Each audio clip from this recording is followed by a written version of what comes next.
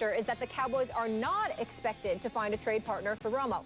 Possible interested teams in him appear unwilling to take on the 37-year-old's contract or overpay for a quarterback who has started 4 games over the past 2 seasons because of injury, sources telling Schefter. Now, teams interested in Romo believe the Cowboys will eventually release him and are willing to wait until then to go after him. On that note, we welcome in our friend Will Kane to the desk. How are we doing, Will? I'm good. Thank you. Good to see you. I want to start with you on this one because it's really your specialty. Romo expert, if you will. Right. What's going on with your boy?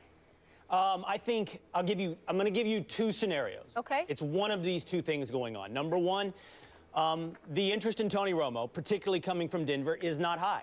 That's scenario number 1. Reports suggest John Elway's just not that into Romo. Okay. There are even reports coming out that Houston's not that into Romo, that if he were free agent and his demands are high, they're not in. Okay. Now, if that is true, I would suggest both are guilty of unforgivable hubris.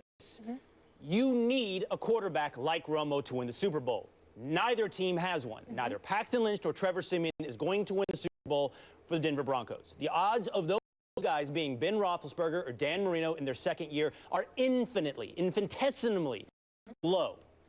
Same thing with Tom Savage in Houston. So, guilty of incredible hubris or lying, because that's option number 2. That they actually are interested in Romo, and there's a thing going on, and you're probably going to get on to me about this, but in game theory called the prisoner's dilemma, right? It's essentially this. If 2 guys were arrested and taken to jail and put into separate interrogation rooms, the cops would try to get both of them to roll on the other, when in fact, their best interest would be for neither of them to talk.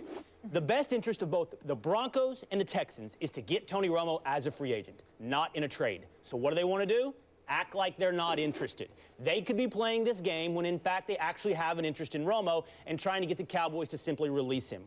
I don't know which one is true. Are they truly not interested or are they playing this game?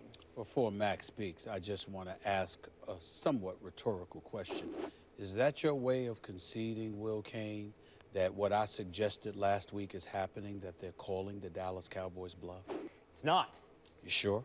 No. Just one scenario he proposes. Sure? I mean, it sounds like it is. I know it's hard for you. I know it's hard for you to acknowledge that, but go ahead. You're sure? Here's why. Here's why I am not conceding defeat to you. All right? Because Jerry, quit smiling at me because it makes me smile. Just look at me. Jerry Jones starts and finishes at status quo. The full intention of the Dallas Cowboys was to release Romo. Trade value is gravy. Trade value is icing. If it doesn't work out, he ends up where he started. I still maintain the loser in this game of bluff is the team that doesn't end up with Romo, because that team is the one that has conceded their Super Bowl hopes. Look, let me offer 2 competing theories. One is that the bidding war never materialized, because you offered 2 theories as to why. But the fact is the bidding war never materialized, right? And so they're looking to do either to see if it does and then maybe really whatever. And here's another theory. Maybe they listened to me and realized that the best place for Tony Romo, injury prone and old but still excellent when he's on the field, Tony Romo, is as the backup quarterback for the Dallas Cowboys. I mean, the reason that the bidding war, because I hear what you're saying, Will, in terms of prisoner's dilemma, but if he was worth a 5th-round pick or something like that, they'd already offered it. The reason they're hesitant to build their season around him, if you're Houston, is he can't stay healthy. How do you rely on that? And if you're Denver, you got to the Super Bowl with Brock Osweiler. I mean, you know, like, they just showed a couple seasons ago that they can win a Super Bowl with a veteran but really ineffective in terms of throwing the ball, Peyton Manning, and otherwise Brock Osweiler. So maybe they can do it again with Paxton Lynch or whomever. Houston maybe doesn't trust the health. The point is, as I will repeat, as I've been saying all along, the Dallas Cowboys line item, quarterback, when they drafted Dak Prescott, we're spending X number of dollars. Romo's the starter, Dak's the backup, we're straight. Guess what? The future, it turns out, is now. So Dak is the quarterback, and Romo can be the backup. Same line item. They're straight. That is the best place for Tony Romo. Or the backup quarterback, booth. Dallas Cowboys. Tony Romo has 3 years left on this deal. Tony Romo is going to cost an exorbitant amount of dollars. The Dallas Cowboys are not going to keep him as a backup. They're going to let him go if they can't trade him. Now let's get back to you and your little drivel and stuff that you were throwing out there. See, here's the reality of the situation. Tony Romo, the injury-prone Tony Romo, from the pinky to the collarbone to the shoulder to the back to the knee, whatever the case may be, spine, all that stuff. no matter what way you slice it, at 36 years of age, you realize that Tony Romo really hasn't played in 2 years. Played 4 games years ago. Played 1 game last year. Fresh. I said fresh, not rusty, not rusty, and you know, not only that, old and rusty. Yeah. You know, let's not forget that. Now we sit up here and we think about Houston and we think about Denver, the 2 prime targets that everybody says is the prime target. Me personally, I think Kansas City should try to get into the mix because I think Alex Smith is what he is, and you should roll the dice, take a chance, because you have the experience of an Andy Reid buffered by a damn good defense, all right, with enough weapons on the offensive side of the ball where Tony Romo, if he has anything left, can really come up in there and do some things for you, because you really know what Alex Smith is and what he is not. And we've already reached that conclusion. But here's the thing that none of you have brought up about Tony Romo, that I'm going to bring up about Tony Romo. Did it ever occur to anybody that the Dallas Cowboys know they probably won't be able to get rid of him? That they probably know they're going to have to just let him go? Did it ever occur to y'all that just maybe, dare I say, Jerry Jones is holding on for dear life, because that just generates more news and interest for the Dallas Cowboys, allows them to steal a few more headlines as the days go on, because if you say Tony Romo, you say Cowboys. If you say Cowboys, they're in the news. It feeds the brand, per se, which is what they care about, because it damn sure ain't winning, because we know this to be the case because of their ineptitude in the postseason over the last 22 years. Or if Denver is not interested, and we hear that Kansas City's not, and this could all be poker, Houston, of course, maybe Jerry Jones simply doesn't want him going in-state to a team that has tried to make inroads on the Cowboys fan base, so has largely been unable to, has everything but a quarterback, and if they get Romo and he happens to be healthy for a playoff run, the Houston Texans would kill. To bolster my argument that Jerry's playing with house money, let me ask you a very simple question. What do you think happens to Romo's value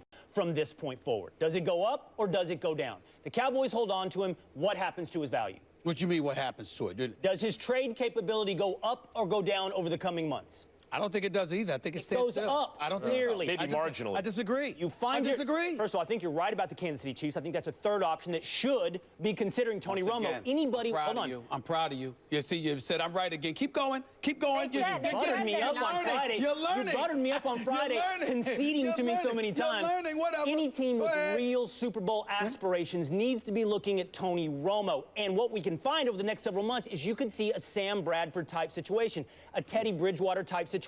Quarterback needs will go up for teams that want to win a Super Bowl. Rookie quarterbacks don't win Super Bowls. Second-year quarterbacks, like in Denver, rarely go to Super Bowls. The league doesn't believe the guy's going to stay healthy. That's why he doesn't. Obviously, he's excellent. So the fact that even there's a prisoner's dilemma right now is simply a reflection of the fact that the league correctly doesn't believe he'll stay healthy. His value will always be limited by that. I've been trying to tell you that all season. Well, that's true. No one here has argued that he's worth a first-round draft pick. Right. But we are arguing about whether or not the Cowboys can extract some value from him. What I would tell you is the longer they hold him, the more value they can get out of him. Will they do that? I don't think so, because I think Jerry has an emotional connection to Tony and will end up letting him go so that he can choose. Last quick question.